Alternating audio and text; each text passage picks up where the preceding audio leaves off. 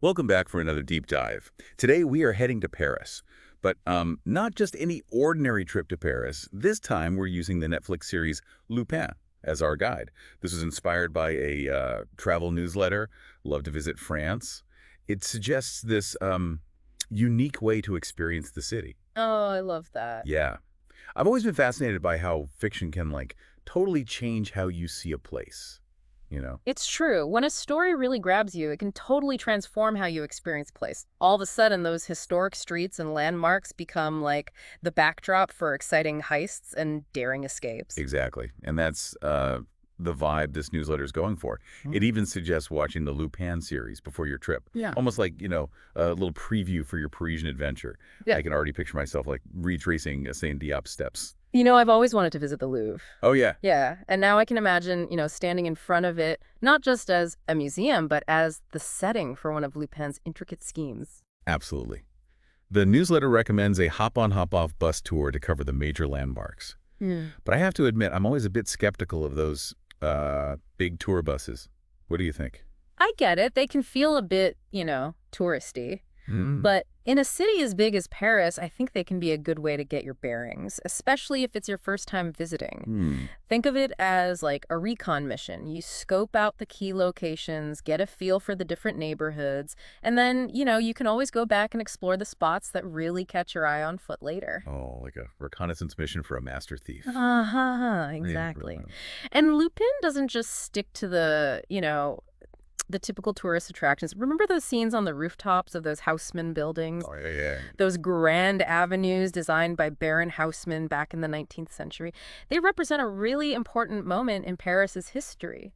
The architecture itself tells a story of urban transformation, ambition, and even a bit of controversy. Now that you mention it, I do recall a pretty intense chase scene across those rooftops. And the newsletter encourages us to seek out those less explored corners, those hidden gems that, often hold the most interesting stories. Absolutely. They mentioned the Passerelle Mornay. It's a pedestrian bridge that offers a really cool perspective on the Bastille Column and the Arsenal Canal. It's a quieter spot, away from the crowds. You can just soak in the ambiance and imagine the city's history unfolding around you. I love that, like finding a secret passage in a real-life treasure hunt. And speaking of treasures, the newsletter also mentions the recent return of the statue of the Virgin of Paris to Notre Dame Cathedral after the fire. Right. That's such a powerful symbol of resilience and hope. To think that this statue, a symbol of faith for so many, survived the flames. And now it stands once again within those restored walls. It's really a testament to the enduring spirit of the city and its people. It's truly remarkable. It reminds us that even in the face of tragedy, beauty and history can endure. But our Parisian adventure doesn't stop there. The newsletter also suggests a side trip to Upper Normandy, known for its stunning coastline and those dramatic cliffs at Etretat. Wow. It's fascinating how one journey can lead to another, starting in the bustling heart of Paris, tracing the steps of a fictional thief, and then venturing out to the rugged beauty of the Normandy coast. It creates such a rich tapestry of experiences. It does. And speaking of adding color to our journey, the newsletter also highlights a few culinary delights.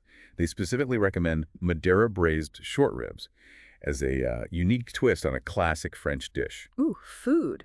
A crucial element of experiencing any culture. This particular recommendation reminds us that exploration involves all of our senses. It's not just about seeing the sights. It's about savoring the flavors, the aromas, the textures that make a place come alive. And I have to say, after all this talk of rooftops, bridges, and grand cathedrals, a hearty meal sounds like the perfect way to end this segment of our Parisian deep dive. We'll be back shortly to continue exploring the City of Lights through the lens of Lupin. Welcome back to our Parisian adventure. I'm ready to uncover more hidden gems and Lupin-inspired adventures. Me too. And this newsletter has some great stuff. It dives into a topic that caught my eye.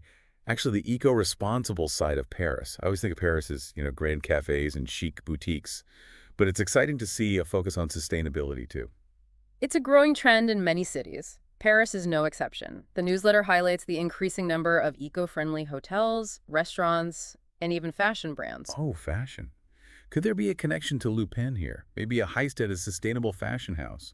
That's an interesting thought. It wouldn't be surprising to see Saint Diop using his skills to, expose unethical practices in the fashion industry, Right. aligning his thievery with a greater social purpose. I can totally see that. Wouldn't it be amazing to visit some of those eco-conscious boutiques, Mm-hmm. finding like unique pieces that are both stylish and sustainable? Absolutely. A win-win. You get to indulge in a bit of Parisian chic while supporting businesses committed to a greener future. The newsletter also recommends a visit to the Richelieu site of the Bibliothèque Nationale de France. They describe it as a new place to experience culture in the heart of Paris, Mm-hmm. with, free access to the garden, Caris, cafe, bookshop, and the Salle of All. Libraries are often overlooked treasures in cities.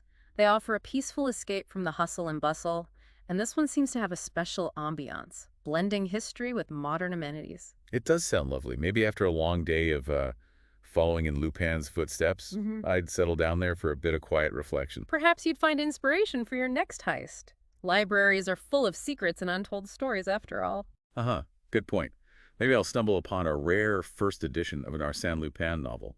The newsletter mentions the original adventures of Arsène Lupin as inspiration for this whole Parisian escapade. Right. It's a good reminder that the spirit of adventure and intrigue associated with Paris has deep roots, extending far beyond the Netflix series. It really does. And speaking of history, the newsletter mentions Saint-Remy. Apparently, it's a place where every corner has something interesting, based on someone's social media post. Social media, huh? It's a reminder that travel inspiration can come from anywhere, even casual observations from other travelers. Yeah, totally. It sparks curiosity and encourages us to explore beyond the typical tourist trail. Exactly. Makes me wonder, what other hidden gems are waiting to be discovered in Saint-Remy? Mm. What stories do those cobblestone streets and ancient buildings hold? It's a bit like Lupin himself, uncovering hidden clues, piecing together a puzzle, and ultimately discovering something unexpected and extraordinary. I love that. This whole Parisian adventure is like a puzzle waiting to be solved. I have a feeling this newsletter has a few more pieces to reveal. Ready for the final chapter of our Lupin-inspired deep dive. We're back for the final part of our Lupin-inspired Parisian adventure. I'm ready to book my flight after all this. It really is remarkable how a fictional character can make you want to travel.